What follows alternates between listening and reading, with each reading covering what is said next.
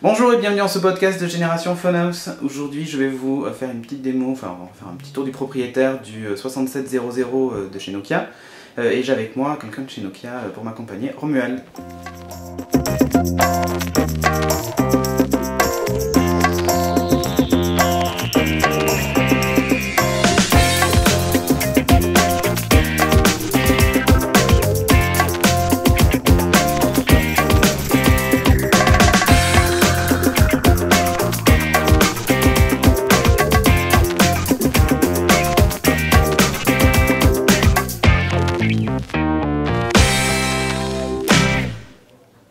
Donc le 6700 classique, on va faire un tour des connectiques et du propriétaire.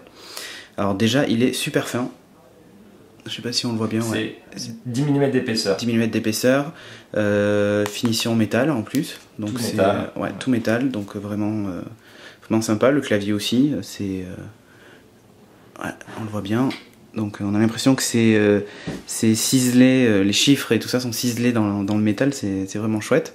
On va faire le tour donc des connectiques. Donc sur cette tranche là, qu'est-ce qu'on a ici? On a un bouton, les boutons de volume plus moins.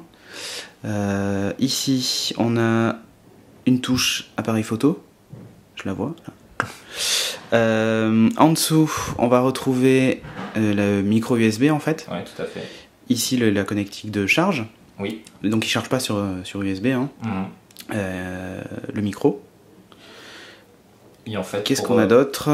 C'est tout. Pour l'allumer, en fait, on utilisera la touche rouge. En fait, c'est ça. Et en fait, pas une touche dédiée. En termes de pour le kit oreillette, donc parce qu'on peut avoir un kit oreillette stéréo, bien évidemment. Oui. On a un adaptateur sur le micro USB. D'accord, ok. Qui est livré. Ok. Puis l'arrière de l'appareil, alors moi je le trouve magnifique. Ça fait très premium en fait, je trouve. Exactement. En fait, l'idée du 6700, du 6700 classique, voilà, c'est de proposer un maximum de personnes une expérience de produit vraiment qualitative. Vous connaissez les valeurs de Nokia et c'est vrai que la qualité et la fiabilité, c'est une chose qui est très importante pour nous. Donc en termes de prise en main, vous avez déjà, Cédric, je pense que tu le ressens, c'est un produit qui est assez lourd. Ouais, on le sent, mais c'est pas excessif, mais en même temps, on a l'impression qu'il est solide, une impression de robustesse en fait. C'est assez impressionnant, ça craque pas, ça bouge pas. En termes de finition, c'est assez exceptionnel. Là, on voit 5 millions de pixels. Hein. Avec autofocus, c'est écrit. Et 10 mm, c'est important de dire, c'est qu'on a 10 mm. Et la complexité, c'est vraiment d'avoir un produit tout compact. En acier et très compact avec un maximum de fonctionnalités pour l'usage aussi bien photo que musique, avec un très bel écran et plus que ça puisqu'on aura d'autres fonctions. Qu'on va voir ensemble. Donc déjà au niveau du réseau, il est 3G, 3G+, 3G+, HSUPA. Il est HSUPA, effectivement, il est HSUPA. HSUPA. Il n'y a pas de caméra pour la visio. C'est une fonction qui n'est pas forcément super utilisée. Hein. Donc pas de caméra pour la visio. Qu'est-ce qu'on a à noter de plus? Il est GPS. Il est GPS, AGPS même, avec Nokia Maps. Avec Nokia Maps, effectivement, qu'on va retrouver ici. Et ça, c'est important d'en parler. En fait, c'est un produit qui est sous série 40. Ouais. Sous série 40. Et en fait, Nokia, jusqu'ici, on avait des produits AGPS sur de la série 60, donc N95, N95 8 Go, N96, et bien d'autres. Exactement. Et donc là, c'est l'arrivée de Nokia aussi avec des produits AGPS sur série 40. Donc ce qui nous permet d'avoir des produits beaucoup plus accessibles et surtout beaucoup plus grand public, avec des GPS sur des produits série 40. Et ça, c'est une vraie évolution et c'est là où Nokia veut aller, c'est de proposer un maximum de fonctionnalités GPS sur ces produits milieu de gamme. Voilà, et en dehors des N-Series ou des I-Series. Ouais, et en fait, finalement, c'est un peu ce que proposent déjà des concurrents qui ont commencé à intégrer du GPS sur des mobiles qui ne sont pas dits smartphones en fait. Donc oui, effectivement, c'est sympa de retrouver ce genre de fonction sur des mobiles milieu de gamme, oui, milieu de gamme, enfin pas dans le segment smartphone.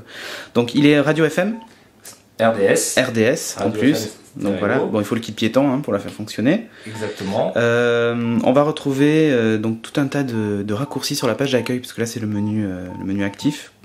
Donc on peut personnaliser. Tout à fait. En fait, à tous les niveaux, on peut personnaliser. Bien évidemment, les icônes, on peut les personnaliser. On peut choisir ses raccourcis préférés. Et même les niveaux, en fait, sur l'écran, on peut les personnaliser. On peut, à chaque écran. Et si on veut bien évidemment avoir une photo en fond d'écran et qu'on ne veut pas avoir toutes ces barres de raccourcis, c'est quelque chose qui est totalement personnalisable. Oui. Et c'est l'environnement Nokia, c'est-à-dire qu'on permet la personnalisation outrance, sachant que vous avez toujours aussi les touches de raccourci, oui, ici, ce qu'on appelle les soft keys, qui vous permettent qui sont personnalisables également, donc vous pouvez mettre des menus, et puis aussi la touche de navigation, qui est une touche de raccourci, puisque si vous appuyez sur la gauche, vous allez aller dans l'agenda, si vous appuyez sur la droite, vous allez dans les SMS, et tout ça, toutes ces fonctions sont évidemment customisables personnalisables par l'utilisateur. Cédric, je voudrais aussi rappeler que c'est en fait, parce que il y a une chose aussi qui est impressionnante sur ce terminal, donc c'est le finish, mais je trouve que c'est vraiment aussi tout ce qui va avec, c'est qu'on a un très bel écran, c'est un 2.2 pouces, donc on a quand même un écran qui est quand même assez grand, assez grand, en 16 millions de couleurs QVGA. Ça aussi c'est important, c'est que Nokia, on travaille vraiment la lisibilité de l'écran, et on travaille aussi tout ce qui est colorimétrie, contraste. Et on a aussi des capteurs de luminosité qui adaptent la ici luminosité. En haut, alors je vais essayer de voir, normalement on doit pouvoir un petit peu le voir, s'il fait la mise au point, ouais voilà, on le voit ici en haut. Et donc on a pour une meilleure autonomie, on a vraiment une gestion de la luminosité sur les écrans, et Nokia travaille ça vraiment de l'entrée de gamme jusqu'à ses très haut de gamme. Ok, après pour tout ce qui est application, c'est du Java en fait, sur ce type d'appareil, bon voilà, ça va pas c'est pas différent. Au niveau du multimédia, bon évidemment il enregistre des vidéos. Il y a possibilité d'avoir des notes vocales. Ah oui, en VGA. Oui. Il enregistre en VGA. L'appareil photo, c'est un 5 mégapixels autofocus, je le rappelle. Il est HSUPA, bien évidemment Bluetooth stéréo.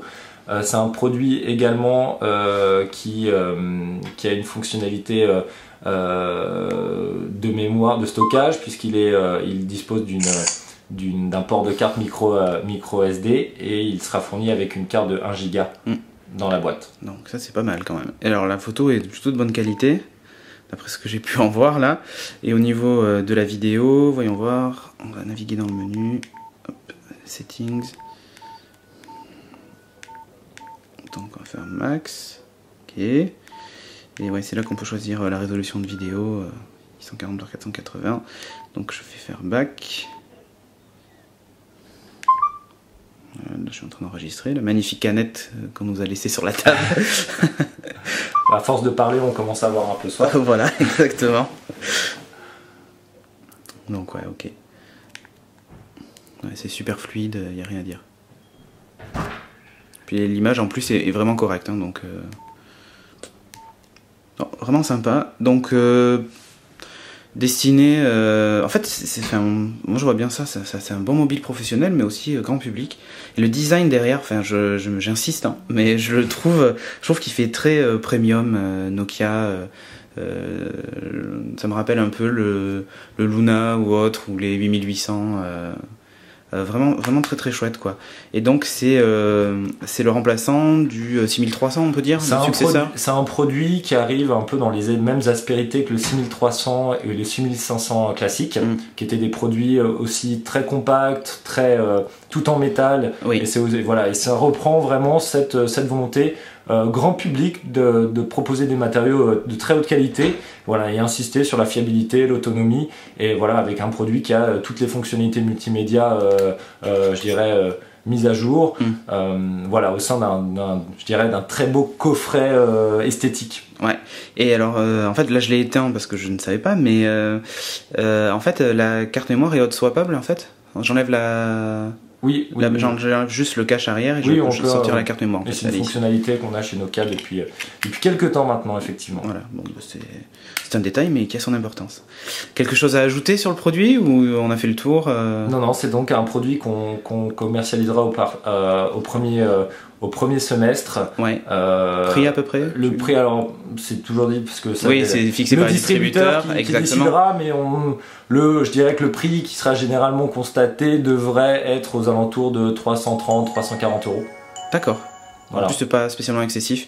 Et donc on rappelle, hein, il est AGPS en plus, donc c'est quand même une fonction qui est pas inintéressante sur ce type de produit, quoi. Voilà. Exactement. Bon, merci Romuald. Merci à toi Cédric. Et à bientôt pour un prochain numéro.